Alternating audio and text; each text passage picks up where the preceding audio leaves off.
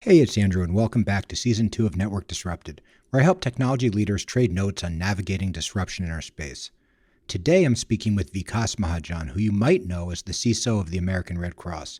For this episode, we're going to focus on the collision of the traditional worlds of networking and network security, the rise and merits of what Gartner has coined as SASE, and how Vikas approaches leading security in light of Red Cross's volunteer-based, highly critical, and highly complex context. What's great about this interview is that we talk both tactics and strategy, and I expect many of you will be pocketing much of Vikas's advice. Speaking of advice, this episode is brought to you by... No, I'm kidding. I'm not taking sponsors at the moment, but I did want to call out a technology community that I've been so impressed by recently, in case it's helpful for those listening or their colleagues. I'm part of the Network VIP community, which is an open, vendor-agnostic group on Slack that Blue Cat hosts to help IT practitioners, especially those who touch network infrastructure, learn from one another, share best practices, and just generally connect. If you know someone who would benefit from that, send them to bit.ly/networkvip to sign up. Let me know what you thought of today's discussion. You can tweet me at Network Disrupted, leave a review on Spotify or Apple Podcasts. Actually, please do that. It would mean a lot to me. Or email me at andrew@networkdisrupted.com. Maybe you can give me a sense of the complexity. We love the pilot proof of concept approach. It influences everything. It influences the human experience. There were several failures along the way. We want to be early adopter customers. You are handling sensitive information. Network Disrupted. So thank you for joining, Vikas. Maybe you can give me a sense of the complexity at the American Red Cross. Sure. The American Red Cross is a very interesting organization because it's actually sort of like several businesses under one roof. The largest part of our business is actually the blood processing and manufacturing. We provide somewhere between 40 and 50% of the nation's blood supply. So it's a very, very important role. And it's something that the Red Cross takes very seriously in terms of making sure that the blood is safe.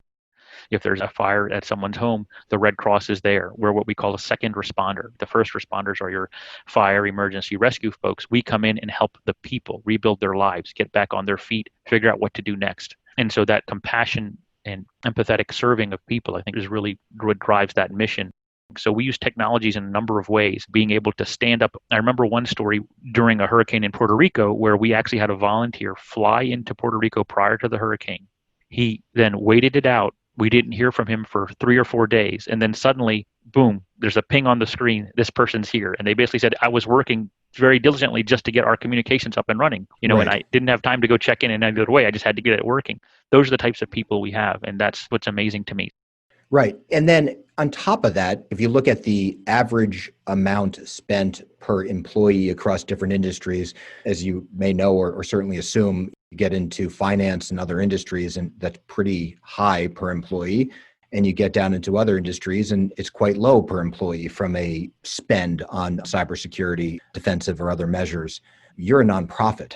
It's very true. Most nonprofits will face this challenge is, of course, you want to serve the mission. You want as much money to go towards the mission as possible. Right. And so we very much penny pinch. We very much count every dollar out and say, is this a good use of the money? Is this a good investment of our donor dollars if we're going to put a dollar towards IT versus a dollar towards humanitarian services or other services? And so we have to be very, very diligent about that and spend every dollar wisely. That means I don't necessarily go out and buy the most cutting edge solutions that are available today or tomorrow like a bank would. We have to be very diligent about those dollars and maximize those investments. I think the Red Cross donate somewhere between 90 cents of every dollar, goes towards serving the mission. Right. So that leaves very little overhead for running IT and finance and HR and all the other back-end functions that a business needs. Yeah, which is, for those of us who donate to the Red Cross, very much appreciated, that stewardship of the dollar. So then how do you do it? So how do you think about a security architecture? Maybe give a couple of examples so that you are flexible enough to secure against these emerging threats and this workforce that comes in ebbs and flows, and in many cases volunteers.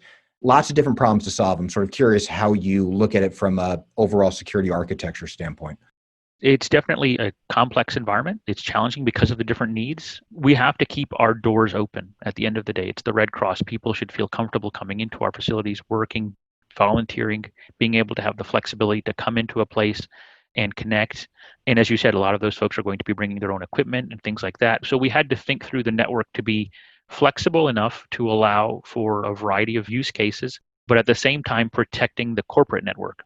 And so we have been spending lots of time on looking at how to segment those types of things, keep the sensitive data, the PII and things that we deal with on a separate network that our employees have access to, and select users who are involved in those areas of the business versus the networks that are going to be used or resources that are going to be used by everyone else, including our volunteers, our contractors, et cetera, who need access to other things. And so we spent a good bit of time there. We spent a good bit of our time and energy around education, training, and awareness.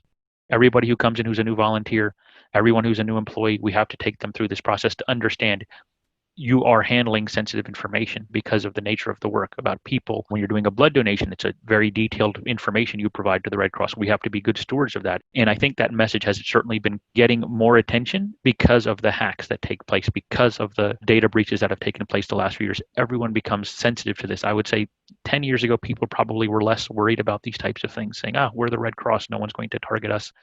And now everyone's like, well, we have to be really careful about this because look, someone else got hacked. This other organization got hacked. And so it's brought a lot more attention to information security, which has been good for my team. We've really been able to present our facts and our information and the risks to the leadership. I present regularly to the Board of Governors at the Red Cross as well about our security and risk posture. And I'm seeing more attention and more investment being put in to make sure that we can keep up. I'd say the biggest change right now is most networks have been built on a data center centric model. Your traditional internet is this bad, evil cloud up in the sky, and then there's this clear firewall. Boundary. Clear boundary between the two, right.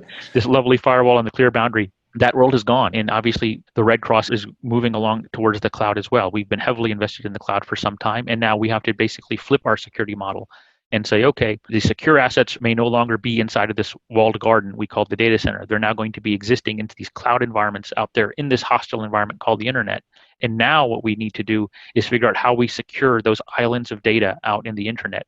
How do we enable these users who could be anywhere, connecting data that could be located in any number of these islands in the internet, flowing through this hostile environment?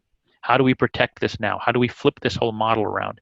And that's what we're working on today. And I think this is where the industry as well is trying to solve this problem. We're learning more about the latest around these concepts. I think the first one is the model around zero trust, which is basically saying any device that comes in or any user that comes in, we treat as unknown until they prove otherwise. And then we allow them access based on their demonstrated ability to be trustworthy. Is the asset trusted? Is the user coming in from a trusted location? What are their risk factors? And looking at various conditions. And so it becomes much more of a real-time decision saying, okay, based on these factors and who this person is, I'm going to allow them access to this resource. And also, I mean, you talked about network segmentation, which is, I mean, you must do, right? I mean, people on your network that shouldn't access those networks, great, lock them out. But I think from a zero trust standpoint, you also get to that abstraction layer, as you said, of identity, device, and application. And now you're sort of divorcing that physical or virtual network from that as well, right? I mean, you want to map it at that higher level, I think is a good tenet of zero trust. Correct. And then you take zero trust, and now what Gartner has coined Secure Access Service Edge, SASE, you suddenly take this security model, you converge it with your network security, and you have this new converged model they call SASE, which is really looking at that entire user experience from, okay, I'm sitting in an airport in a kiosk trying to access this resource. What are all the elements of security? What are the elements of the network security that I need to tie in to make this user experience occur and to give this user the right access to the right resource at the right time, taking in all of these factors. So we have to ensure now the user could be anywhere on any network. How do we give them the security they need, that network security layer, as well as the identity layer, as well as the data layer, all wrapped into one form of access, real-time occurring when they try to access resources. And I think that's really where the things are going. And I'm very excited about it. For sure. And look, marrying network security and the network in general, especially as it relates to those that are not inside physical locations, there's a lot of promise there. When I talk to sort of my own feelings about it, and also when I talk to prospects and customers about it, I always also get the other side of that, which is, but that's a lot of eggs to put in one basket. Exactly. And so trying to separate the reality from the hype is becoming the challenge.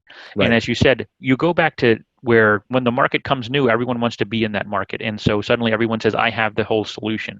But I think over time, what you realize is there isn't one size fits all solution to this. And so the key now becomes the standards and the company's willingness to work together and to solve the problem by allowing you to put the best pieces together.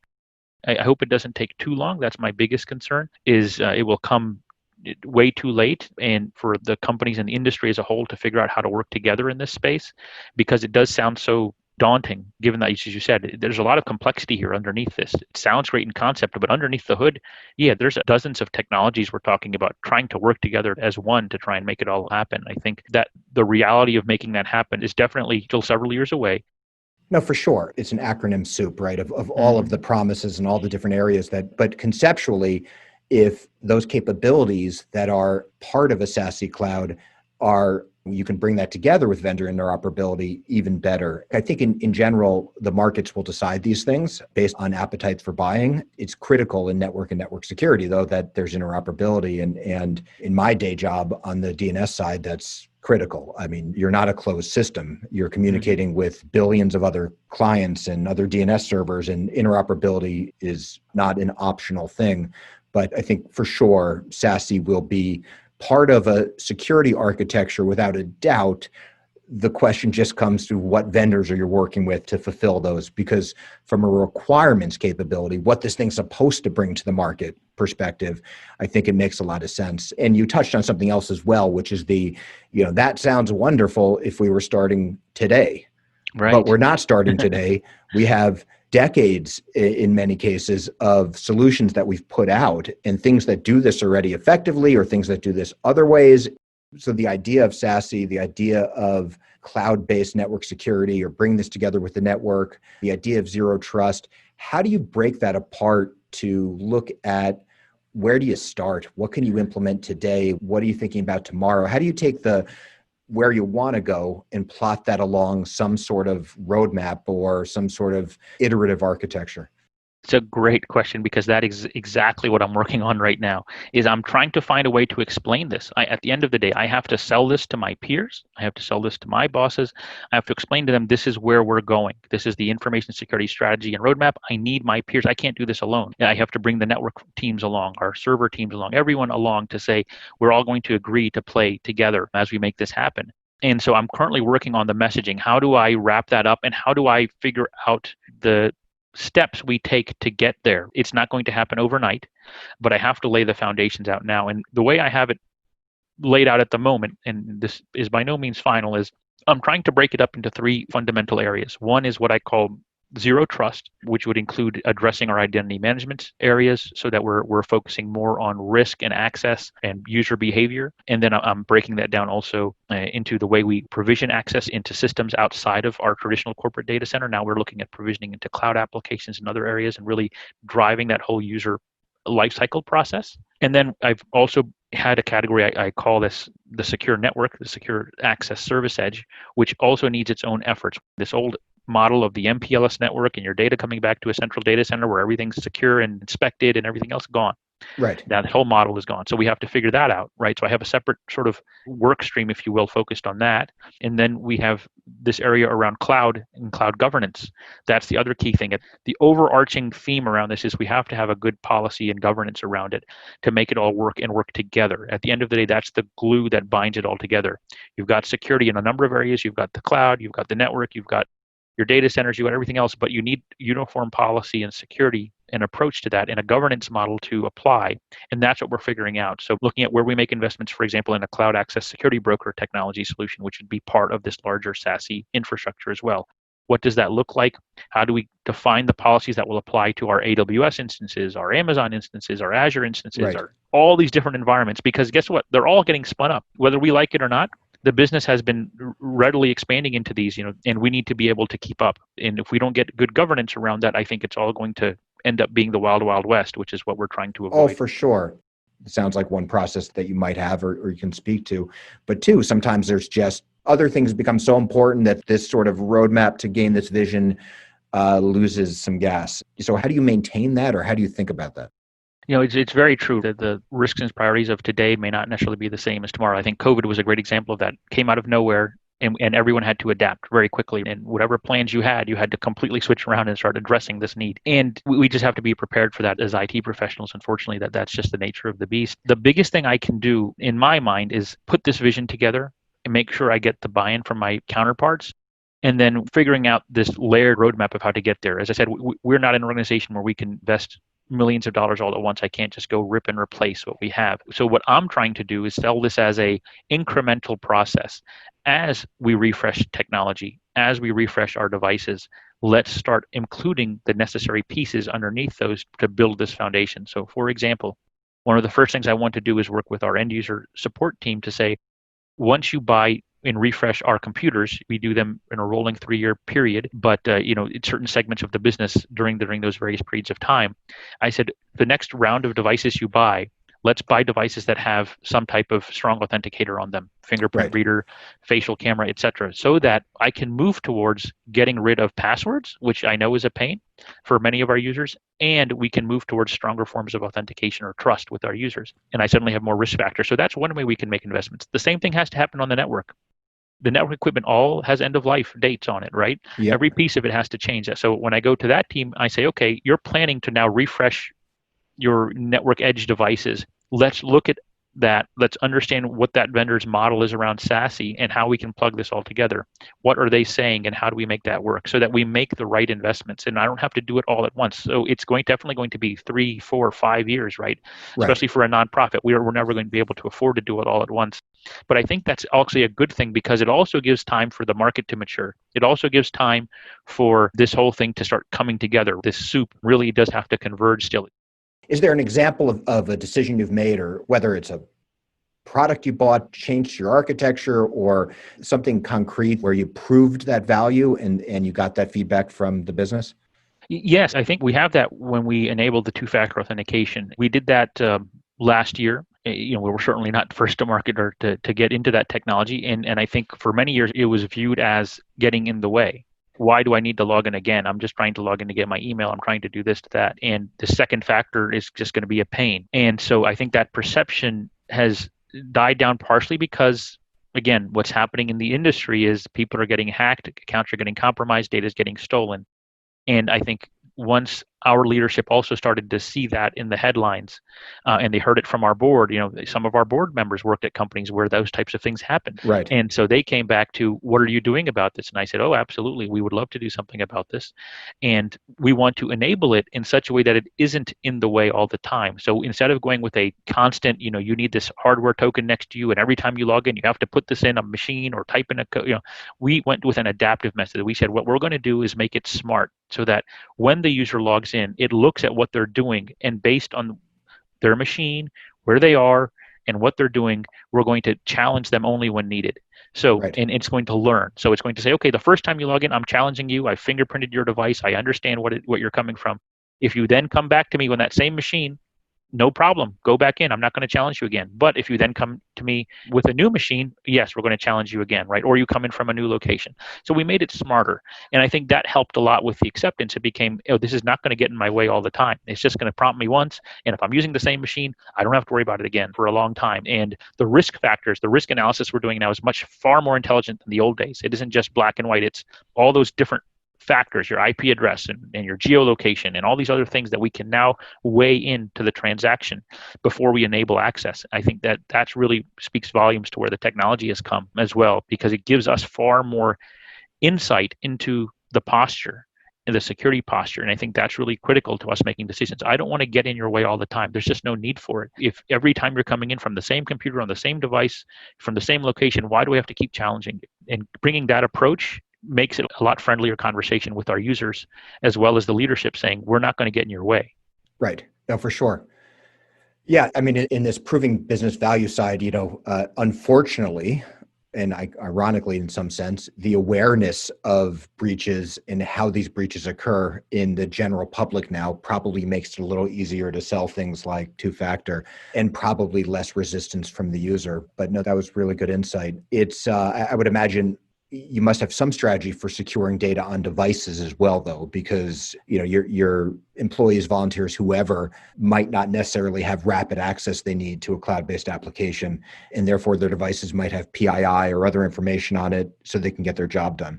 Yeah, and this became another area of interest, again, where we had to really think about how we enabled access. The simple fact is we cannot give assets to everybody. We Right. have far too many thousands of volunteers, and we can't possibly provision every single one of them an asset. But we need to enable them to do their jobs and get access to the resources they need. And so we really focused on building a policy that would allow for flexibility. Again, bring your own device, allow you to access things, and to write the policies in a way that wasn't so frightening. So a lot of the standard corporate policy is we can wipe your device at any time and you can lose all Right, your of data. Well, course. who the heck wants to turn over their personal device to us to be able to say, I can just go click a button and wipe your whole thing and everything on it. Yeah. The technology, again, has become smarter here. The technology now allows us, for example, in Office 365, we switched over to Exchange Active Sync technology and modern authentication, which together enabled us to now smartly wipe devices. I Right. can just wipe your email. I don't Right. have to wipe everything else. And not just your email, just your Red Cross email, Right, of not course. anything else on your device. And so it becomes far less risky proposition for the user. It's very friendly. And it gives us the protections we need just in case that device does walk away or get stolen or whatever. And I have a reason where I need to wipe a device, for example. So we carefully crafted those policies, met with legal, met with volunteer community and our user communities to say what's going to make the most sense to protect the Red Cross and give you what you need to do your job. So that's the type of dialogue that needs to happen. I told my team recently, I said, every one of our security policies, as we revamp them, I want to review them not only within IT, but with our business users who are Right. going to be impacted, because we need their input. Otherwise, it just feels like you're being told what to do as opposed to having some say into it. And I think, again, it just goes back to the entire way we approach security has to be in tandem, in partnership with others. I can't do it in a black box, and I can't just build it and say, everyone follow these rules. It's just not going to work, especially in an organization like ours where it requires us, again, to be open. Our doors have to be open 24/7. This is not a bank. I can't lock everything down. No, I for need to sure. apply a policy that's flexible enough to adapt to the needs. And fortunately, the technology is continuing to mature to allow us to offer some of those flexible options. Oh, no, for sure. I can't tell you how many security policies I've seen that have forbidden any personal use of corporate devices. Mm-hmm. Okay, but then you get to reality and you've got somebody on the road. You've got, somebody just needs to do something. They're not going to carry 2 laptops around. So that policy isn't necessarily achievable. Maybe it is in certain industries, but in most industries, it's not. So if the policy itself doesn't make sense to the end user, they're way less likely to follow it. Exactly. And if people aren't following it, then it invalidates the entire policy. Exactly. And so, going back to devices, for example, we again want to make it as transparent as possible. When a user gets a device from us, BitLocker encryption is installed. They don't know anything about it. It's sitting there. It doesn't get in their way. When they log in, they turn on their computer. Behind the scenes, it's all getting encrypted. It's all being Yep. protected, and they're none the wiser. Now, if they Right. happen to do something to their device and it gets screwed up, we have a way to get the key back, restore their device and whatnot. But the point is, we've made it so that it's not in the way. My wife, she works at a bank, different story. They have a much higher need for security than I do. So she has to carry around a token. She has to carry around, And she probably type in a carries around password 2 into her phones, thing. right? Yeah, exactly. Everything's separate. And Yeah. like they're not even allowed to use Wi-Fi at their work. Right. I mean, I get it. It's a bank. It's a whole different risk posture than ours. Yeah. But I don't need to do that at the Red Cross. I need to have the flexibility to make it adaptable and to address the risk based on the need and the situation. And so, making the technology as transparent as possible also helps. Perfect. So fantastic, Vikas. It was great to talk to you. One of the things I appreciate and personally passionate about as well is throughout this entire conversation, whether it was the security architecture or just talking about how you think about any specific solution, you have the business and the users and the mission of the organization in mind, and are really sort of centered and focused around providing value as well as achieving your mission. And I think that's a fantastic focus that I don't hear enough from leaders, and really it's screamed through. And so just wanted to thank you for that, and thank you for joining us. I greatly appreciate the opportunity to speak and share some of my insights and experiences with everyone. I think it's a great forum for us to be able to talk. And that's really the key, is we always have to be able to and willing to talk and share and learn from one another. So thank you.